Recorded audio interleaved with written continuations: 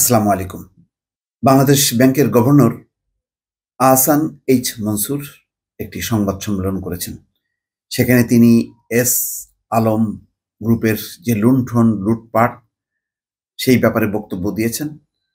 Bank দেউলিয়াপনা হওয়ার যে কারণগুলো সেগুলি উল্লেখ করেছেন এবং একই সঙ্গে ব্যাংক রক্ষা করা, রিজার্ভ যাতে আর কোনোভাবেই না কমতে পারে তার ব্যাপারে এবং মূল্যস্ফীতি কমিয়ে আনার ব্যাপারে খুব দৃঢ়তার সঙ্গে বক্তব্য দিয়েছেন। আমার সাম্প্রতিক কালে আমি কোনো ব্যাংকের গভর্নরকে এইরকম দৃঢ়তাপূর্ণ এরকম কমিটমেন্ট নিয়ে কথা বলতে, সত্যি কথা বলতে কি, আমি শুনি নাই।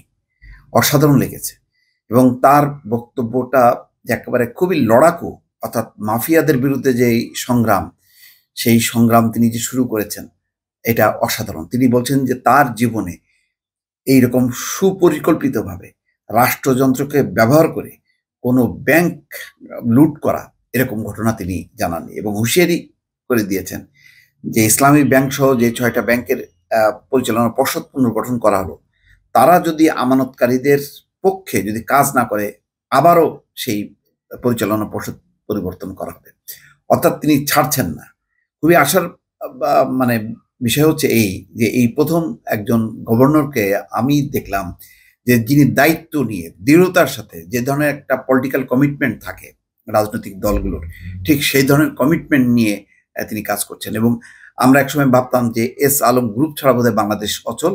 এস আলম গ্রুপ যদি বেঁকে বসে তাহলে বাংলাদেশের ইকোনমি কলাপস করবে, এমন একটা ধারণা কেউ কেউ বলতেন। কিন্তু এই গভর্নর আহসান এইচ মনসুর এই দুর্বৃত্তদের বিরুদ্ধে লড়াই করতে যে তার দৃঢ়তা তিনি প্রকাশ করেছেন। দেখেন কি বলছেন তিনি। বলছেন, গোপনে জমি সম্পদ বিক্রির চেষ্টা করছে এস আলম গ্রুপ, কেউ কিনবেন না। বলছেন যে এটা দেশের সম্পদ, এই সম্পদ বিক্রি করে যে ক্ষতিগ্রস্ত যারা হয়েছে যে আমানতকারী তাদেরকে ফিরিয়ে দেওয়া হবে, কিন্তু এস আলম গ্রুপের কোনো জমি জমা সম্পদ কিচ্ছু আপনারা কিনবেন না।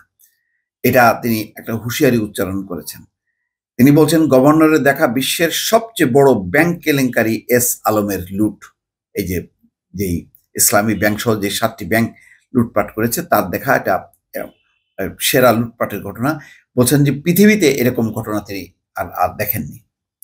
রাষ্ট্রের স্বার্থে কাজ না করলে ইসলামী ব্যাংকের বোর্ড ফের পুনর্গঠন করা হবে। বৈদেশিক মুদ্রার রিজার্ভ আর কমবে না। দেখেন এরকম কথা শুনেছেন যে কত দৃঢ়তার সঙ্গে বলছেন যে রিজার্ভ আর কমবে না, বরং এটা আস্তে আস্তে বাড়বে। সেই কর্ম পরিকল্পনা তিনি ঘোষণা করেছেন।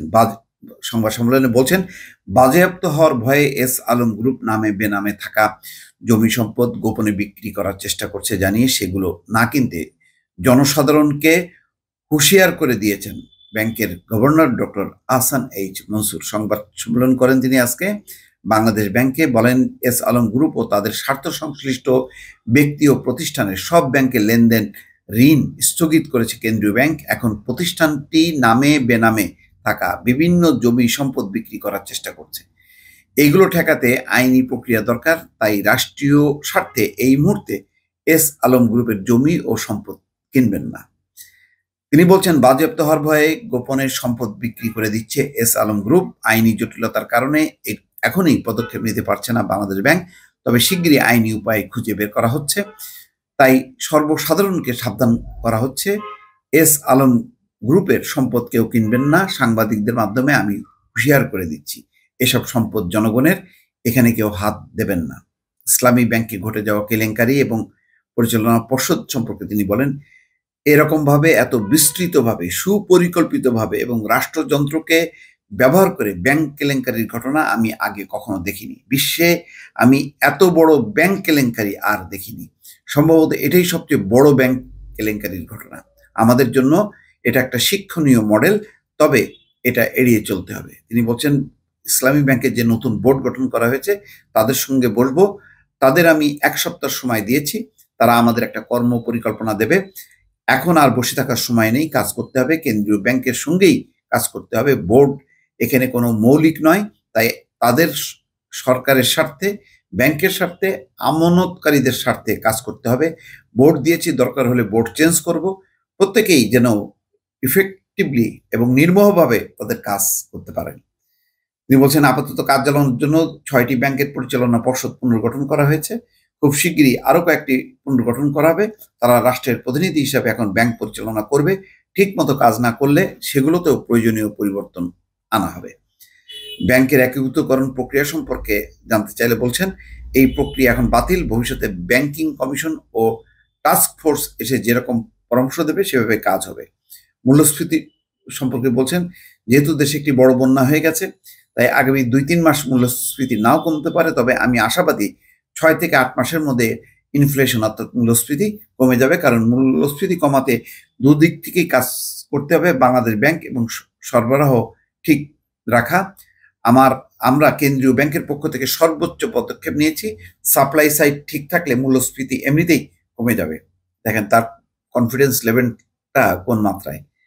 রিজার্ভের কথা বলছেন, এখন বাংলাদেশ ব্যাংক থেকে আর $1 বিক্রি করা হবে না। তবে সরকারি পেমেন্ট পরিশোধ করার জন্য মার্কেট থেকে ডলার সংগ্রহ করে আমরা সোনালী সহ অন্য ব্যাংকগুলোকে দিচ্ছি। যেসব এলসি আগে খোলা হয়েছে সেসব দায় পরিশোধ, বিদ্যুৎ কেনা পরিশোধ এবং সার আমদানির বিষয়ে গুরুত্ব দিয়ে মার্কেট থেকেই আমরা ডলার ব্যবস্থাপনা করছি, কিন্তু রিজার্ভ থেকে $1 বিক্রি করার পরিকল্পনা নেই। সাব্বাস, আমরা এরকমই চাই। এইটা এক ধরনের দেশপ্রেমিক। আর আগে কি হয়েছে, ইচ্ছা মতন যার যেভাবে ইচ্ছা বাংলাদেশ ব্যাংকের রিজার্ভ হু হু করে যাকে দরকার তাকে দেওয়া হয়েছে, টাকা ছাপানো হয়েছে। এই যে এস আলমের নিয়ন্ত্রণাধীন ব্যাংকগুলোকে হাজার হাজার কোটি টাকা সরবরাহ করা হয়েছে। এখন ঠিক তার উল্টো একটা স্রোত দেখা যাচ্ছে।